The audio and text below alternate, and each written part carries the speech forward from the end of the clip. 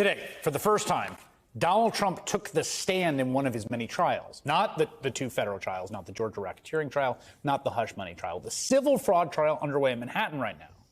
Trump's been attending every day, doesn't apparently have anything better to do, and he was summoned to the witness stand by the judge himself to answer for a potential violation of a gag order the judge imposed 3 weeks ago.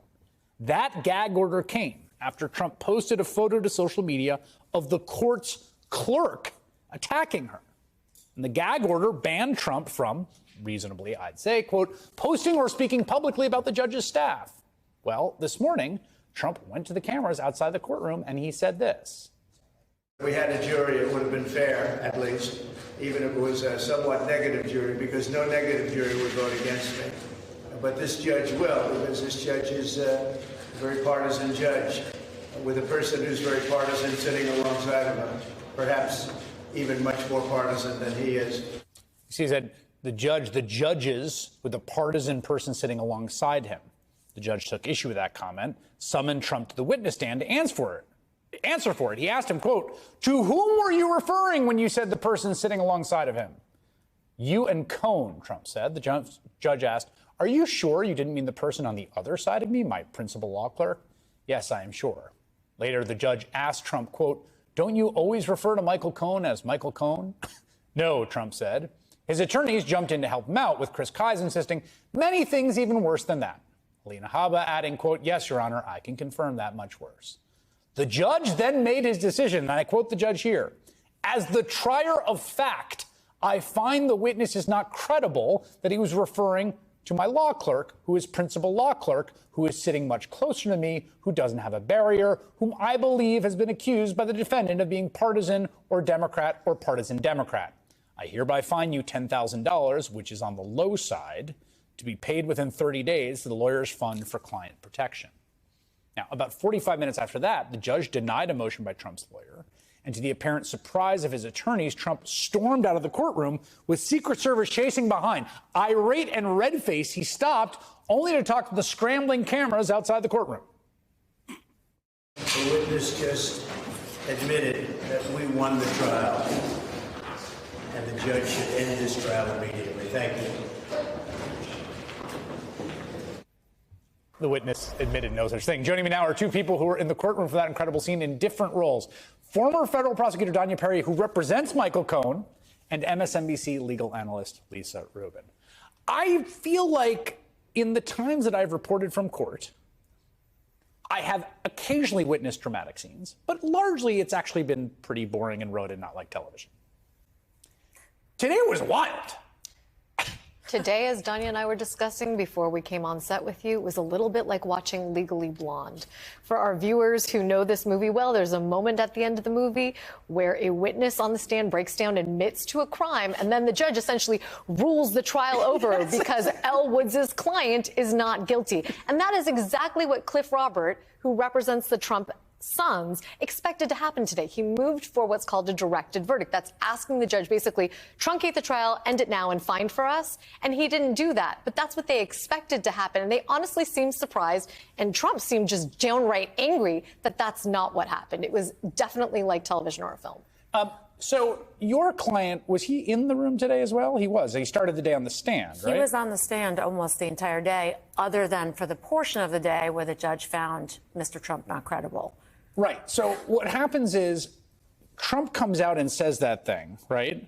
Which, I don't know, you guys were in the room and sort of caught the vibe. It seems to me obvious he was talking about the judge's clerk, who he has a fixation on, who the lawyers apparently have a little bit of fixation on. Is that a fair reading? Do you think there's any context clues he was actually talking about your client, Michael Cohen? Well, when he wants to talk about Michael Cohen, he says Michael Cohen. Yeah. In fact, he did in a True Social post last evening. He did in front of the cameras today. So he certainly knows how to direct his vitriol in Mr. Cohen's general direction. So I certainly think the judge had ample support for his credibility determination. You know, without the rest of the quote, it's a little bit arguable. You could even be generous to Trump and say it's ambiguous. But there was a portion of that quote that we didn't have an opportunity to play on air where he returns to talking about Michael Cohen. And that, to me, makes it even more clear that at the very beginning, he is indeed talking about the judge's principal law clerk, because then he changes subjects to talk about Michael Cohen. And just, again, to be clear here, like,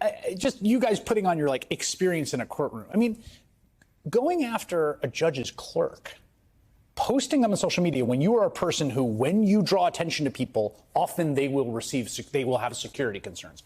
Posting a picture, being ordered by the judge to take it down, not taking down one of them, getting a fine for that, and then coming out and in your veiled and clever way talking about that. I mean, that's totally out of bounds, right? Totally out. I mean, I'm like, how is this? And it just seems like one of these things where from the beginning this started, this is a guy who's got one mode. Test, test, test, test. And now we're seeing it in every different venue with Judge Chutkan, right? Judge Chutkan gives him a gag order. Yep. Then she temporarily lifts the gag order pending an appeal. And he goes on Truth Social and he's not violating it, the gag order stayed. The failing New York Times story leaked by deranged Jack Smith, blah, blah, blah, goes after a guy who might be a witness. Like, exactly Kyle Chaney of Politico said it right this morning. He said it was like a checklist of how to violate the gag order. You know, Kirsten, I'd also point out to you, though, that even if the gag order is stayed, he still has conditions of release that include not violating any state, federal, or local statutes. There is a witness tampering statute, 18 U.S.C. 1512. I encourage our viewers to look it up. It's arguable that he violated that even if that federal gag order is stayed. But you're right. He's trying to test at every front. And sometimes he might not even be trying. I really do think he has a problem with impulse control and certainly has a problem with listening to his lawyers. So I should note, in the same way that there's like this colorable claim it was about Michael Cohen, in this case, the Truth Social post was about the documents case, right, which is not Tanya Chutkan's case. Now, at the same time all this drama is happening, right, Trump gets pulled up onto the witness stand to testify in his own defense by the judge about whether he's going to find him in violation. Your client is in the room, and he gets a subpoena today? Last night. Last night? About while he's for on what? Cross-examination in the Manhattan District Attorney's criminal case. Trump's lawyers in that case, and there's some overlap, and they were in the courtroom today, issued a subpoena to him. And I don't want to get into it because I haven't had time yet to formulate my legal strategy. But it this certainly was a subpoena to testify in that case?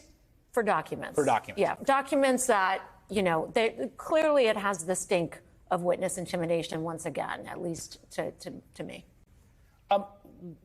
After all of this, I mean, there's this judge has tried hard to keep this trial going, right?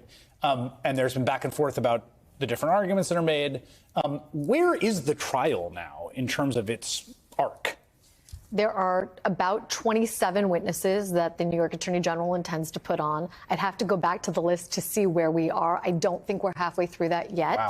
Tomorrow, we're expecting testimony from Sherry Dillon, who is the Morgan Lewis partner who was principally in charge of Trump's legal tax work. She's a person known to us because she was at that infamous press conference with the huge stacks of paper. Yes. Yeah, see, I say that to someone who's a cable news host, and they're, Yes. oh, Sherry Dillon, we know her. I know that sound. We play that. But I think we'll be here for a few more weeks. And certainly they are trying to delay and stall at every turn. You saw that yesterday they made a huge issue out of a COVID outbreak on the Attorney General's side, trying to use that to delay trial a day further. And yet nobody on the Trump side of the courtroom was wearing a mask, which Judge Engoron noted to them were widely available and they were free to wear. No one's more, COVID neurotic than Donald J. Trump. Danya Perry, Lisa Rubin, thank you both. Thank you.